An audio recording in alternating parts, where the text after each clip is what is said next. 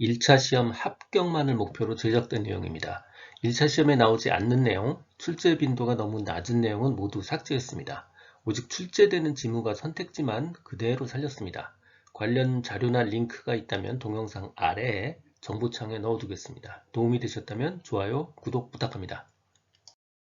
노동관계법규 9장 직업안정법 파트 1입니다. 직업안정법의 총칙, 직업안정기관, 그리고 직업상담사업소까지 다루고 있습니다.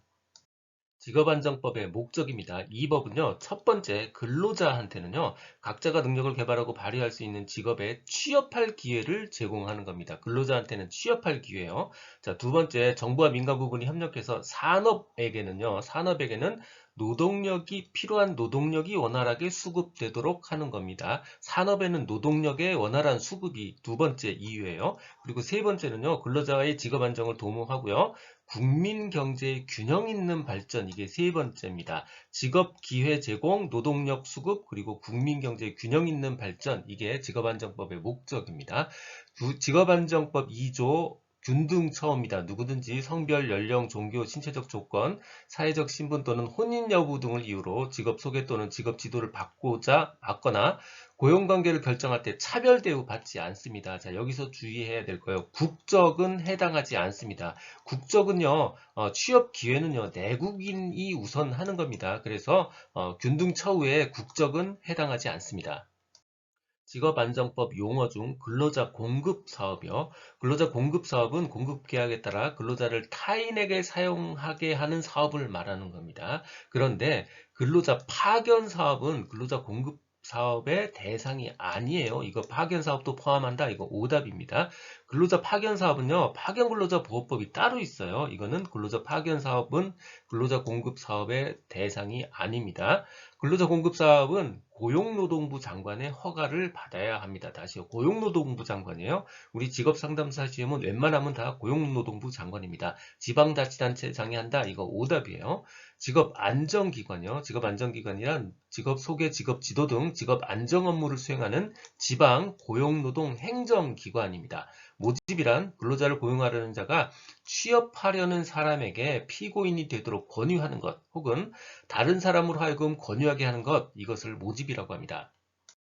직업 지도, 고용 서비스, 그리고 직업 소개가 있습니다. 사실 알고 보면요, 지도는요, 뭔가를 지도해 주는 겁니다. 알려주는 거예요. 서비스는 말 그대로 서비스 해주는 겁니다. 지원하고 서비스 해주는 거고요. 소개는 말 그대로 알선해 주는 겁니다. 자, 이렇게 읽으면 조금 보입니다. 자, 직업 지도라는 건 결국 직업 선택을 용이하게 하는 어떤 직업에 관련된 지도를 말하는 거예요. 그러니까 취직하고 싶은 사람의 능력과 소질에 적합한 직업의 선택을 용이하게 하는 것, 어떤 게 있냐면요. 바로 직업 적성 검사, 직업 정보 제공, 직업 상담, 실습, 권유, 조언, 이런 것들이 바로 직업을 지도하는 행위입니다. 이게 바로 직업 지도예요. 고용 서비스는 말 그대로 고용을 지원하는 서비스입니다. 서비스는 서비스예요.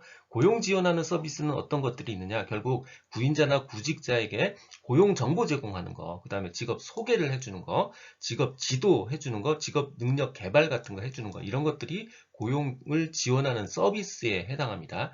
직업 소개는 말 그대로 소개해주는 거잖아요. 알선해주는 겁니다. 구인 또는 구직자의 신청을 받아가지고 거꾸로 이번엔 구직 또는 구직자를 탐색하거나 혹은 구직자를 모집해서 구인자와 구직자 간에 결국 고용계약이 성립하도록 알선하는 것, 이게 바로 직업 소개예요. 소개는 알선이에요. 물론 당연히 이 사람들이 계약을 결정하지 않습니다. 당연히 결정하지 않고 알선만 하는 겁니다. 직업 소개 중 무료 직업 사업은요, 어떤 금품도 받지 않습니다. 회비만 받는다. 이거 오답이에요. 수수료도 안 받고요. 회비도 받지 않습니다. 어떤 금품도 받지 않고요. 하는 직업 소개 사업을 말하는 겁니다.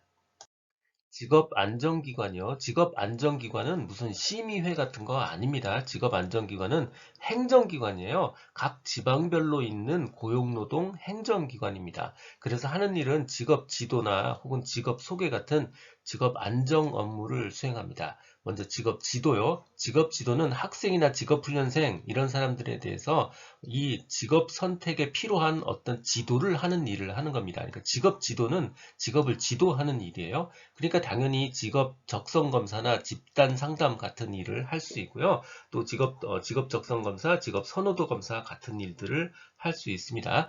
직업 지도를 이미 받은 사람이라 하더라도요, 만약에 직업에 쉽게 적응할 수 있도록 필요하다고 어떤 인정이 된다면 취직한 후에도 직업 지도 할 수 있습니다. 별표요. 취직한 후에도 직업 지도 할 수 있습니다. 새로 취직하려는 자, 장애인에 대해서는 직업 지도 해야 되고요. 장애인에 대한 직업 지도는요, 특별한 지식과 기능을 가진 자가 상담해야 합니다. 직업안정기관 고용정보를 제공합니다. 직업에 관한 정보, 경제 및 산업 동향, 직업능력 개발 훈련에 관한 정보 같은 고용정보 제공합니다. 구인 신청을 받고요. 구직 신청을 받습니다. 구인, 구직의 신청을 받아요. 먼저 각각의 접수된 구인표, 구직표는 1년간 관리하고 보관합니다. 보관기간이 1년이에요. 그러니까 유효기간은 1년보다 다 작아요. 국외 취업 희망자의 구직 신청의 유효기간, 국외 취업 희망자는 3개월입니다. 유효기간. 구인 신청서요. 사람을 구인하는 구인 신청서는 유효기간이 15일 이상 2개월 이내고요. 구인업체가 정하게 되어 있습니다. 직업안정기관의 장은 관할구역의 읍면동사무소에 구인 신청서와 구직 신청서를 갖추어 두어서 구직자, 구인자가 모두에게 모두 편의를 도모해야 합니다. 구직 신청의 내용이 법령을 위반한 경우 그 신청의 수리를 거부함에 있어서 그 이유를 설명해야 합니다. 직업훈련 지원하고요. 구직자의 구직급여 수급 자격을 한번 확인해 본 다음에 만약에 수급 자격이 있다 그러면요. 구직급여 지급을 위해 필요한 조치를 취해야 합니다. 그러니까 이 구직자의 구직급여 수급 자격 조건을 확인하는 일 요거 해야 되고요. 아 이게 맞다라고 판단이 되면 행정조치 해야 된다는 뜻입니다. 구직급여 받을 수 있게 필요한 조치를 해야 합니다. 사람을 구하는 구인이요. 구인 신청을 거부해야 되는 경우가 있습니다. 잘 생각해보면 좀 상식적이에요. 구인 신청 내용이 법령 위반했어요. 당연히 받으면 안 되고요. 구인자가 구인 조건을 밝히지 않았어요. 이것도 당연히 받을 수 없죠. 구인 신청 내용이 임금, 근로시간 등 기타 조건들이 통상의 근로조건에 비해서 현저하게 부당해요. 이것도 받아서는 안 되는 경우입니다. 자, 오답의 경우입니다. 먼저 제공하기로 한 성급금을 제공하지 않았다. 아직 취직을 안 했는데 성급금 제공했는지 알 수가 없죠. 그러니까 이거 오답에 해당되고요. 구인 신청을 구인자의 사업장 소재지 안 하고 다른 지역에 있는 다른 직업 안정기관에 했다. 이렇다고 해서 받지 않는다, 거부한다 이럴 수 없습니다. 받아들여야 되는 거예요. 직업 안정기관의 직업 소개 절차입니다. 우리가 가면요 이렇게 종이 한 장 주고요. 이름 적고 주민등록번호 이런 거 적게 돼 있어요. 이게 바로 기초사항을 확인하고 있는 겁니다. 이 종이 제출하면 신청 수리가 된 거예요. 다시요. 종이 적으면 기초사항 확인한 거고요. 신청 수리가 된 겁니다. 제출했으니까. 그리고 상담하고 알선하고 결과 확인합니다. 종이 내고요. 신청 수리하고요. 상담 알선 결과 확인합니다. 직업 소개의 원칙이요. 나머지는 다 상식적입니다. 구직자 능력에 알맞는 직업 소개해야 되고요. 구인자의 구인 조건에 적합한 구직자 소개해야 되고요. 구인자, 구직자 중 어느 한쪽에 치우치면 당연히 안 되죠. 공평해야 됩니다. 자, 요거 하나만 집중하면 돼요. 구직자가 통근할 수 있는 지역에서 직업 소개해야 합니다. 서울 사는 사람을 부산에다 소개시켜주면 안 돼요. 광범위한 지역에 걸쳐 직업 소개해야 된다. 이게 오답입니다. 광범위한 지역 오답입니다. 기타 관심사항요. 고용노동부 장관은요. 고용서비스 우수기관 인증합니다. 고용서비스 우수기관 인증할 수 있어요. 그리고 고용노동부 장관은요. 인력은행을 설치하고 운영할 수 있습니다. 지방자치단체 장과 협의해서요. 직업소개, 직업지도 그리고 고용정보 제공 같은 기능을 수행하는 인력은행 설치하고 운영할 수 있습니다. 직업안정기관은요. 구직 신청을 접수할 때 구직자 신원 확인해야 돼요. 다만 신원이 확실하다면 이를 생략할 수도 있습니다. 직업 소개는 어디 독점으로 하는 게 아니에요. 유료 직업 소개 사무소도 있고요. 무료 직업 소개 사무소도 있고요. 그 외에도 또 있습니다. 어디 독점으로 운영되고 있는 게 아닙니다. 고용노동부 장관은 직업안정기관 혹은 인력은행 같은데 공무원 말고요. 공무원 말고 직업상담원을 배치할 수 있습니다. 그렇다고 꼭 배치해야 되는 건 아니에요. 배치할 수도 있습니다. 이 사람의 임무는 직업 소개, 직업 지도, 그리고 고용정보 제공 같은 업무를 수행합니다. 유료 직업 상담 사업소의 상담원의 자격이 있고요.